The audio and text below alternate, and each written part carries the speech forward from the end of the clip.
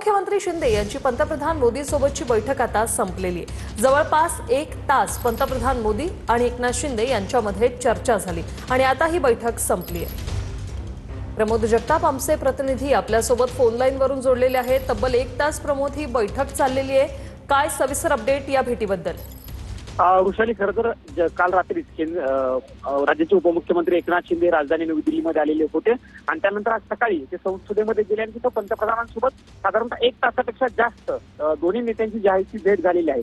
प्रामुख्याने जर सांगायला गेलं वृषाली, तर महाराष्ट्रातील राजकीय परिस्थितीवर या दोन्ही नेत्यांमध्ये चर्चा झालेली आहे अशी माहिती मिळते। सोबतच आगामी काळामध्ये ज्या 5 राज्यांच्या आता निवडणुका होत आहेत त्या निवडणुकीमध्ये एकनाथ शिंदे यांचा पक्ष म्हणजे शिवसेना पक्ष जो आहे तो एनडीएचा घटक पक्ष असल्यामुळे भाजपच्या सोबत राहील अशा पद्धतीने देखील आश्वासन किंवा अशा पद्धतीची माहिती या चर्चेमध्ये दोन्ही नेत्यांमध्ये झालेली आहे असंही समजतंय। दुसरा एक महत्त्वाचा मुद्दा आहे वृषाली, ज्या पद्धतीनं मागच्या काही दिवसांपासून इराण-इस्रायल युद्ध सुरू आहे आणि त्या युद्धाच्या ह्याच्यामध्ये भारतीय जनता पार्टी असेल किंवा केंद्रातील एनडीए सरकारला बदनाम करण्याचं कटकारस्थान विरोधी पक्षांकडून रचलं जात आहे, त्यामुळे आम्ही सोबत आहोत अशा पद्धतीचं आश्वासन उपमुख्यमंत्री एकनाथ शिंदे यांनी पंतप्रधानांना दिलेलं आहे आणि इतरही राजकीय जे मुद्दे आहेत राज्यातील त्याही अनुषंगानं दोन्ही नेत्यांमध्ये 1 तासापेक्षा जास्त चर्चा झाली आहे। त्यामुळे बघावं लागणार आहे चर्चेचा तपशील एकनाथ शिंदे कशा पद्धतीने सांगतात, कारण यानंतर ते केंद्रीय गृहमंत्री अमित शहा असतील, ओम बिर्ला जे लोकसभेचे अध्यक्ष आहेत त्यांची देखील भेट घेणार आहे। त्यामुळे या सगळ्या भेटीनंतर एकनाथ शिंदे माध्यमांसोबत संवाद साधू शकतात, त्यामुळे